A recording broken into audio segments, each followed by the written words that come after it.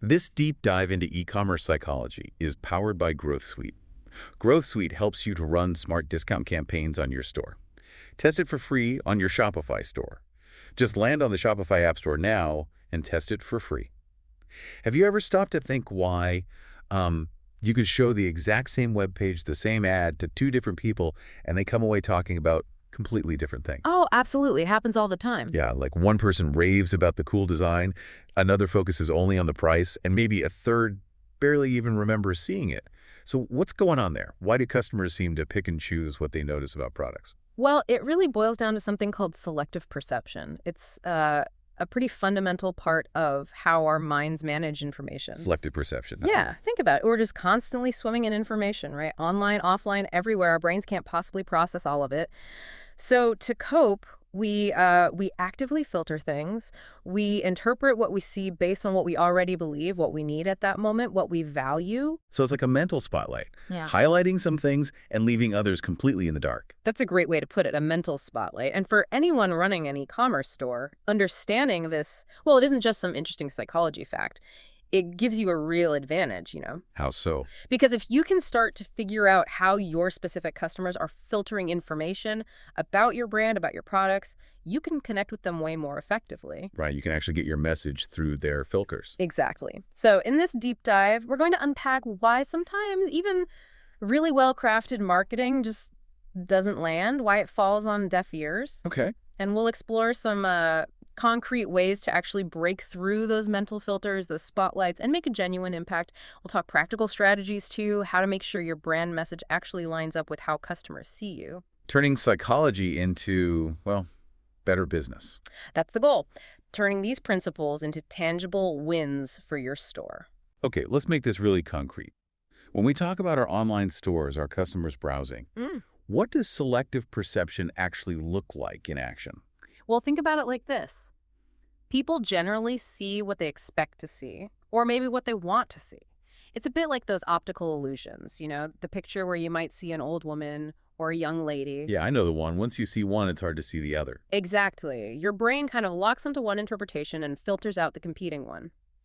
Our beliefs, our past experiences with similar products, even just our mood right then and there, they all act like these internal lenses. They focus our attention on certain parts of the affirmation we get and blur out the rest. So, faced with this absolute flood of information, online product specs, ads popping up, social feeds, reviews, our brains are basically forced to ignore most of it just to stay sane. Precisely. Our brains are masters of efficiency, sometimes to our detriment in marketing.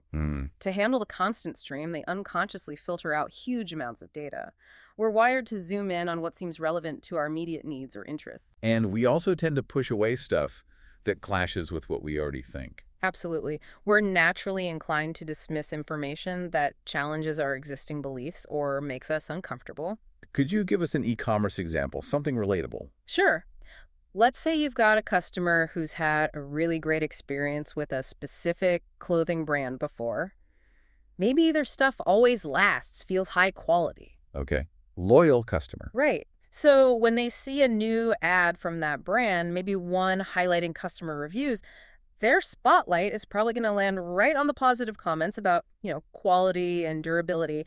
They might barely even register a few comments mentioning the price being a bit high. Makes sense. They're already primed to see the good stuff. Exactly. But now take someone else who had a bad experience with that same brand. Maybe their item fell apart after 2 washes. Okay, opposite situation. Right. Their spotlight is going to be scanning for trouble.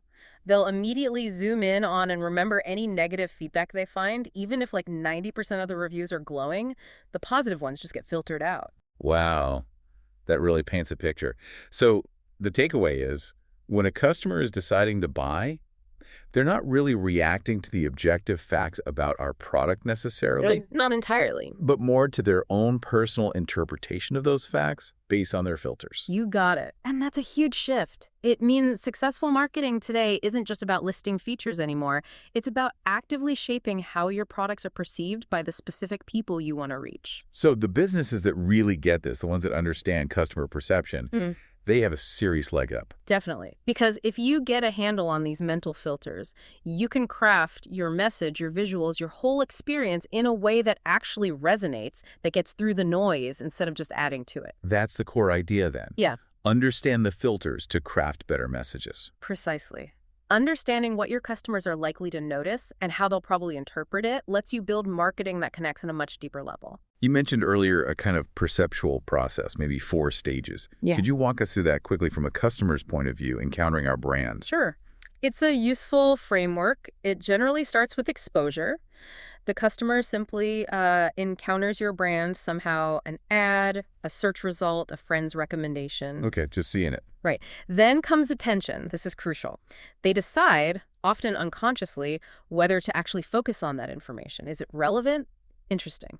Worth their mental energy. That's where selective perception really kicks in, right? Big time. If it gets past the attention filter, stage 3 is interpretation. They try to make sense of it. What does this mean? How does it fit with what I already know? Again, based on their existing beliefs and expectations. Then the last stage. Memory. Some fraction of what they interpreted might stick. It gets stored and potentially influences future thoughts or decisions about your brand.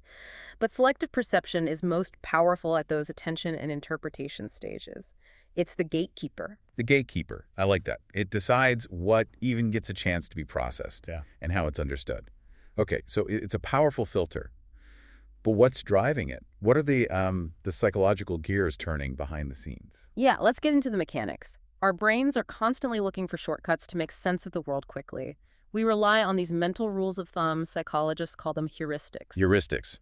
Mental shortcuts. Right. They help us process info efficiently, but they can also lead us down biased paths. They're a major reason selective perception happens. Is confirmation bias one of those? That term Yeah. seems relevant here. Absolutely. Confirmation bias is a big one. It's our inherent tendency to actively seek out, favor, and recall information that confirms what we already believe. And at the same time, we tend to ignore, dismiss, or downplay anything that contradicts our views. So it works hand in glove with selective perception. Perfectly. If a customer already thinks your brand is great value, confirmation bias makes them notice and believe positive testimonials about your price. They're reinforcing their own belief. And they might selectively ignore a competitor claiming to be cheaper. Exactly. Or they'll find a reason why that competitor's claim isn't really valid for them. It becomes this self-reinforcing cycle. We look for evidence to prove ourselves right. We definitely do that. Yeah. What other mental mechanisms are at play? Another key concept is schemas.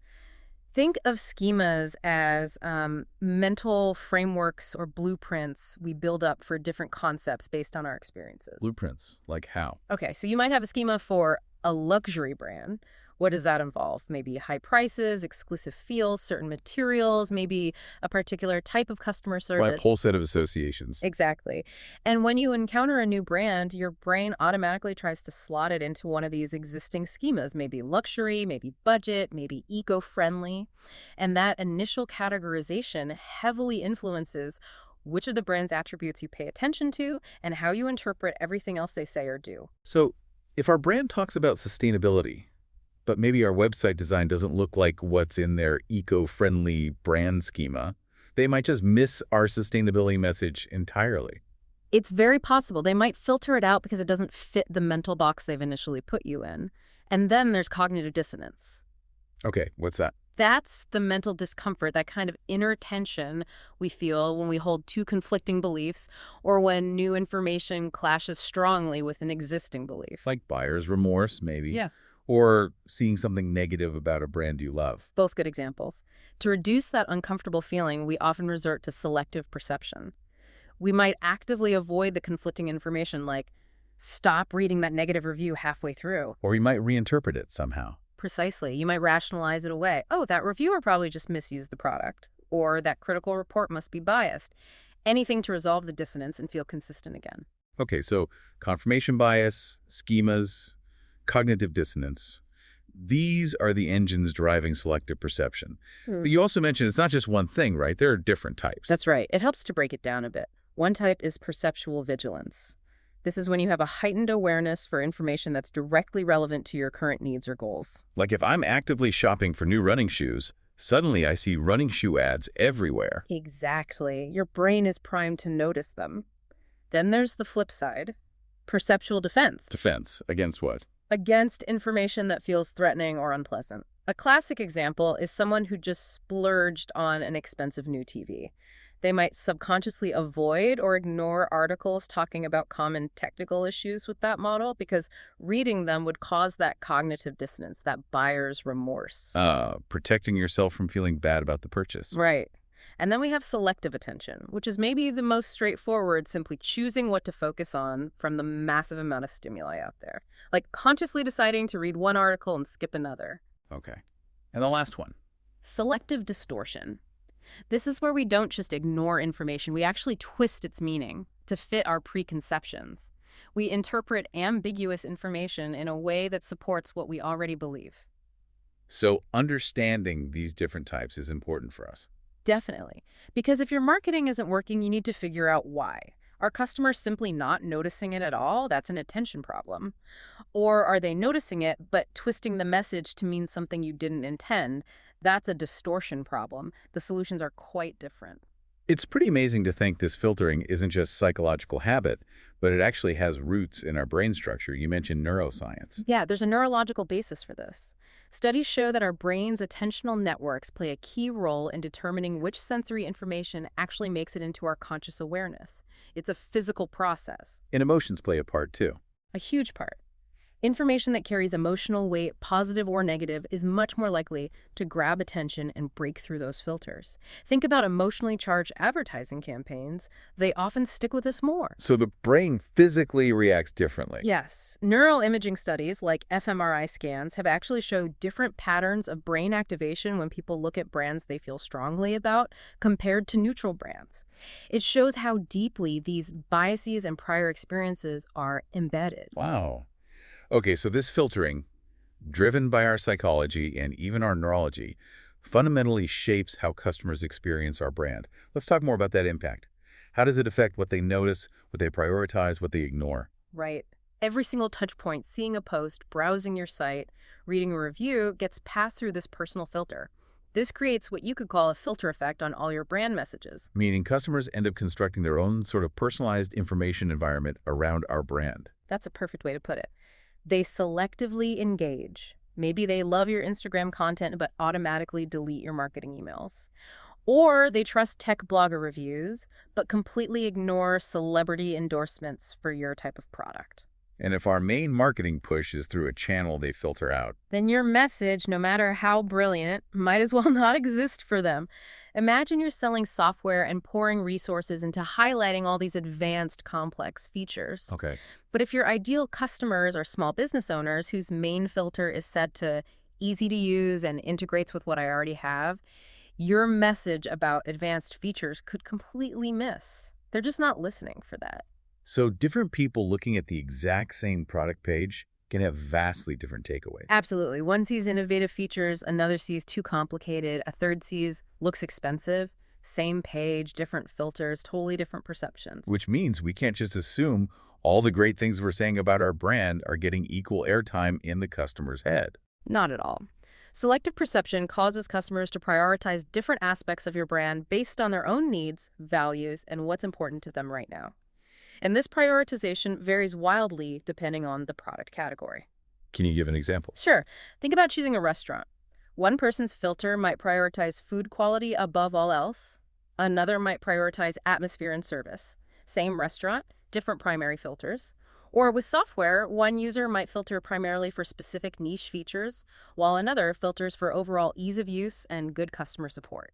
And the danger for us is the gap between what we think is important to emphasize and what the customer is actually filtering for. Precisely. That disconnect is where a lot of marketing spend gets wasted. Yeah. You're shouting about X, but your audience is only listening for Y. You also mentioned a link to customer identity. How does that work? Yes, that's a powerful one. We are intrinsically drawn to information that aligns with our sense of self, who we think we are, or perhaps who we aspire to be. So we notice brands that feel like us. Exactly. If a brand's image, its values, its messaging resonates with your self-concept, you're far more likely to pay attention to it, remember it positively, and filter out things that don't fit that positive image. Social identity matters too. If a brand seems popular within a group you belong to or want to join, your perception of it becomes more favorable. Like brands that build a strong community feel. Definitely. And don't forget the impact of their immediate emotional state. Right. You mentioned mood earlier. Yeah, someone feeling upbeat and positive might be more receptive to aspirational marketing, new ideas, exciting visuals. Someone feeling stressed or facing a problem might be filtering for solutions, reassurance, practicality. Your message needs to land at the right emotional moment, too. So the ultimate goal is alignment. When the brand fits their lifestyle, their values, their self-image. Then the perception becomes incredibly positive. They start actively looking for the good stuff and unconsciously ignoring or rationalizing away the negatives. It's a strong bond. Okay, this is making so much sense. We see how selective perception works and how it shapes the brand experience. Now, let's dig deeper into the factors influencing these filters. Why does customer A filter differently from customer B? Great question. It's a mix of things, but we can group them into, say, three main buckets: individual characteristics, situational factors, and brand-related factors. All right, let's start with individual characteristics. What falls under that? This is everything unique to the person. Obvious things like demographics, age, gender, income, education level, they all play a role in shaping values and priorities, which influences filters. Like different age groups paying attention to different social media platforms. Exactly. Then you have personality traits. Is someone naturally detail-oriented or more of a big-picture thinker? Risk-averse or adventurous? These traits will definitely affect what aspects of your product or message they focus on. And cultural background. Hugely important. Culture shapes our fundamental value systems, communication norms, what we consider important. Think about individual achievement versus community-focused marketing messages. Need to consider that cultural lens. And past experiences must play a big part too. Absolutely. If you got burned by a flimsy product from a competitor, you're going to be extra vigilant, really filtering for signs of quality and durability next time you shop in that category. Past experiences set expectations. Okay, that covers the individual. What about situational and contextual factors, things outside the person? Right. These are about the when and where of the interaction. Think about the environment. Are they quickly scrolling on a noisy train or relaxing at home? Time pressure is a big one. How so? When people feel rushed or mentally overloaded, they don't have the capacity for deep processing. They fall back on shortcuts, heuristics, existing beliefs. Their filters become much simpler and more rigid. Makes sense. You grab the familiar option when you're stressed. Exactly. Social context matters too. Shopping alone versus shopping with friends might trigger different attention patterns. Maybe you focus more on things your friends would approve of when you're with them. Mood again. Yes, their emotional state at that specific moment can temporarily adjust their filters. Stressed, they might filter for reassurance or solutions. Feeling exploratory, they might filter for novelty and excitement. Okay, individual, situational. What's the third bucket? Brand-related factors. Yeah, these factors relate specifically to your brand and the customer's relationship with it.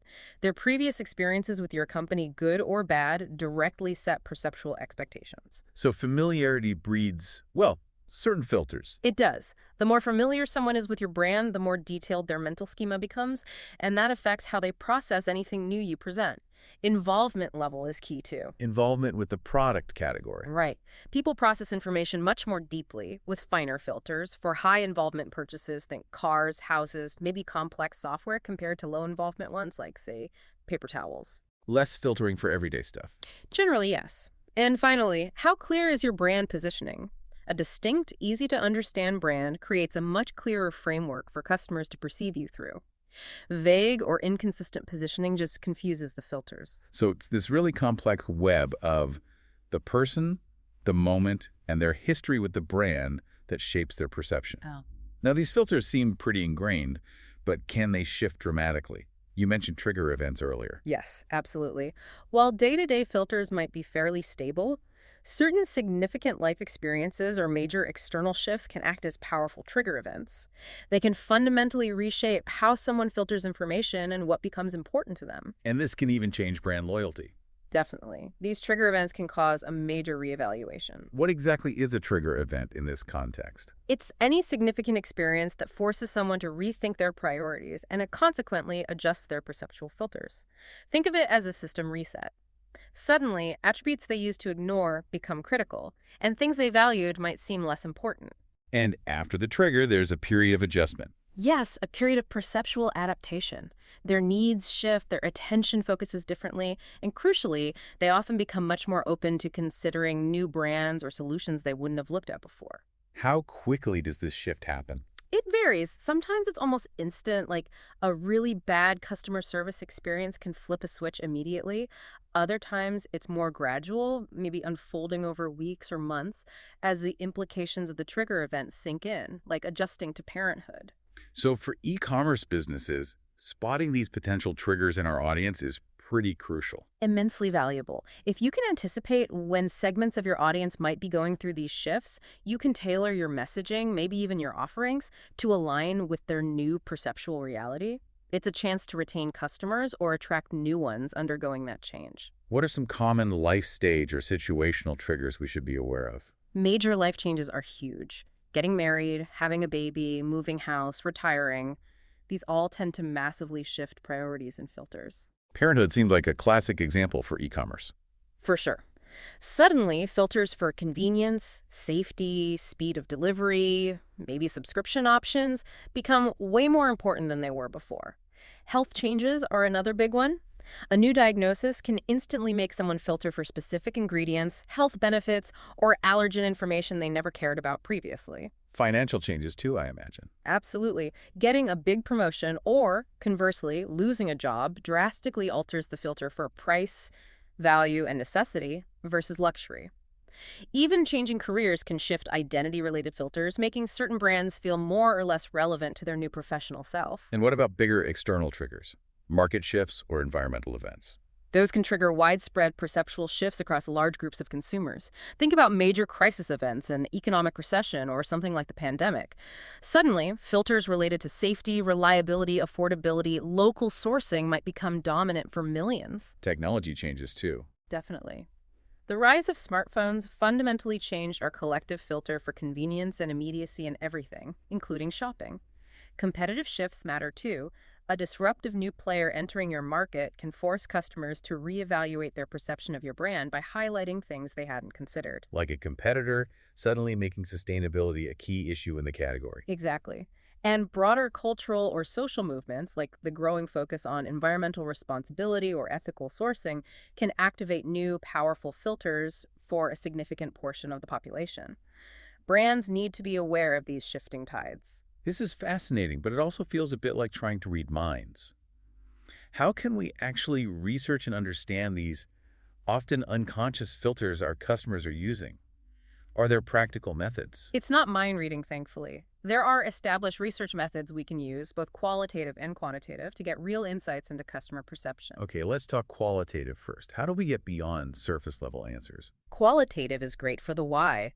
In-depth interviews are key, not just surveys, but actual conversations where you can probe deeper, ask follow-up questions, and understand the reasoning behind their preferences. What about getting at the unconscious stuff? That's where projective techniques come in.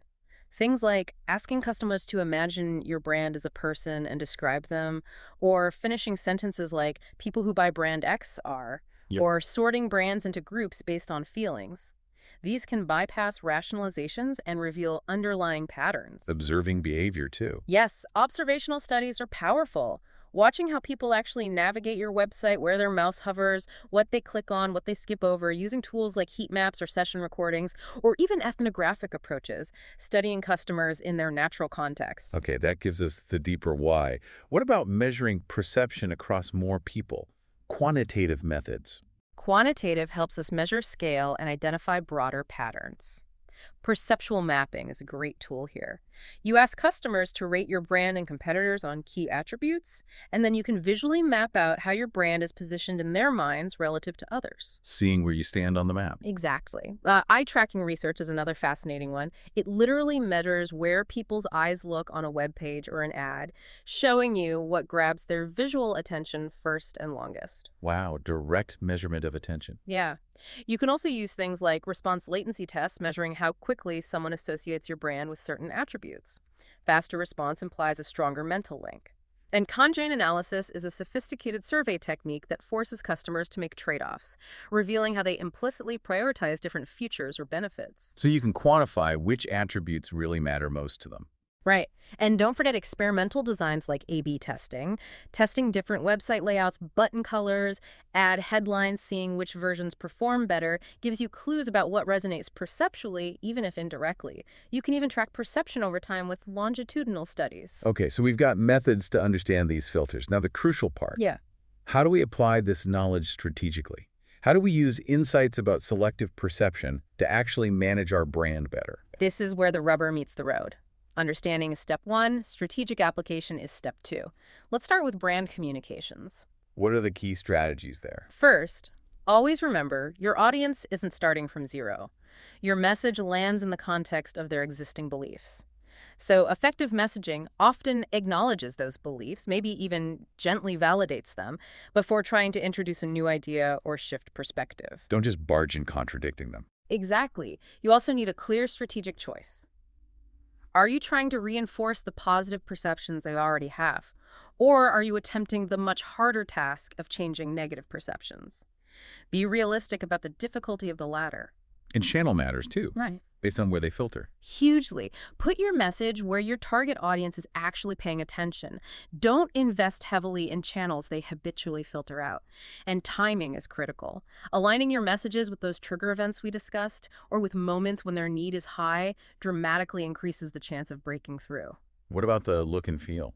Visual, sensory stuff. In e-commerce, visuals are paramount. You can strategically use Gestalt principles, things like contrast, grouping, proximity, to visually guide the user's eye towards the most important elements on your page, like the Add to Cart button or key benefit. Using design to direct attention. Precisely. Deliberate use of color, shape, high-quality imagery, even video these, all shape perception of quality, trustworthiness, and brand personality. You can even think multisensory, though that's harder online. Things like unboxing experiences count here. But there's a balance. You need consistency for recognition, but also enough novelty to prevent perceptual adaptation, where people just stop noticing you because you always look the same. Interesting balance. You also mentioned segmenting by perceptual types. How would that work? It means recognizing that different groups within your audience likely have different dominant perceptual filters. Maybe one segment filters primarily for price, another for status, another for sustainability. So you identify these groups. Yes, through research. Then you can develop segment-specific strategies. Maybe you emphasize different attributes in your ads targeting each group, or create slightly different landing page experiences. Sounds potentially complex. It can be. The challenge is balancing this targeted approach without fragmenting your core brand identity too much. A practical tool many find useful is creating perceptual personas, detailed profiles of fictional customers representing each key perceptual segment. It helps keep those different viewpoints front of mind. Perceptual personas. I like that. Okay, we've covered theory, research, strategy. Can we look at some specific industry examples? How does this play out in, say, retail or e-commerce specifically? Absolutely. In online retail, visual hierarchy on your website is critical. Guiding the eye using size, color, placement to make sure prices, add to cart buttons, key features stand out immediately. Optimizing this flow is pure perception management. What about physical retail tactics translated online? Well, think about product placement in a physical store. Eye level is buy level. Online, it's about where things appear on the page, especially above the fold. Using high-quality, zoomable images replicates the ability to inspect goods. Videos demonstrating product use make benefits more tangible. Social proof others bought this, highly rated, acts like observing popularity in a store. And maintaining consistency across channels. That's a huge challenge. Ensuring the perception created by your social media ads aligns with the website experience and aligns with the actual product and post-purchase support is vital for trust. Inconsistent perceptions are damaging. Even how you categorize products impacts perception as something in essentials or luxury. That categorization itself filters how it's viewed. What about luxury brands? They seem masters of perception. Oh, definitely. Luxury branding is almost entirely about managing perception. They use signals of exclusivity, high price points, limited availability, emphasis on heritage and craftsmanship, associations with high-status individuals or events. All cues designed to trigger a specific luxury schema. Exactly. The price itself becomes a perceptual cue for quality and status. They meticulously craft every touch point to reinforce that exclusive high-value perception. Brand heritage activates schemas related to tradition, quality, timelessness. It's a very deliberate construction. What about service industries where the product is intangible? That seems tricky for perception. It is trickier. Services need to tangibilize the intangible. Use strong branding, testimonials, case studies, clear process descriptions, professional-looking staff, if applicable. These are all tangible cues that help customers perceive the quality of the invisible service. So you make the invisible visible through clues. Right. Experience design becomes critical, focusing on highlighting the key moments in the service delivery that demonstrate value. Staff are crucial touchpoints. Their professionalism, communication, empathy directly shape perception. And managing expectations up front through clear communication, perceptual priming is vital to avoid negative dissonance later. Okay, let's shift focus to the digital environment itself. Social media, content marketing. How does selective perception operate there, especially with algorithms? The digital environment adds layers of complexity. Social media is a prime example of selective exposure. Algorithms learn what you like and feed you more of it, creating filter bubbles and echo chambers. So our existing biases get reinforced automatically. Pretty much. You're shown content that aligns with your past behavior and inferred beliefs, making it harder to encounter opposing viewpoints or different types of brands. User-generated content reviews, comments, influencer posts also powerfully shapes perception within these bubbles, often more than brand messages. So the algorithms create these invisible barriers. How can brands break through? It's tough. Strategies include creating truly attention-grabbing, pattern-interrupting content, leveraging trusted voices or influencers within those bubbles, sometimes finding ways to bridge divides or appeal to more universal values that cut across different bubbles. What about content marketing? Using blogs, articles, videos. Content marketing is all about aligning with the audience's existing attention filters. What problems are they actively trying to solve? What questions are they asking?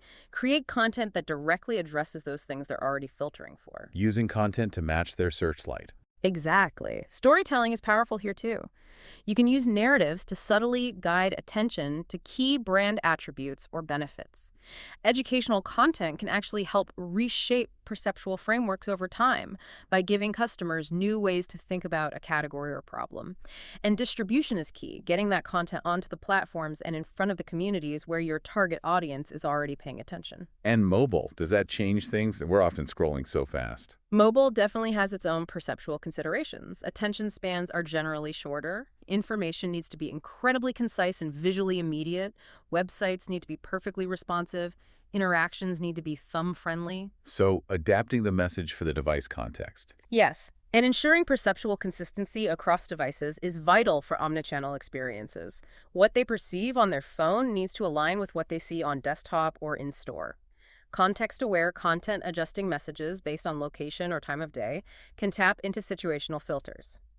Even notification strategies need care too many, and they get filtered out as noise.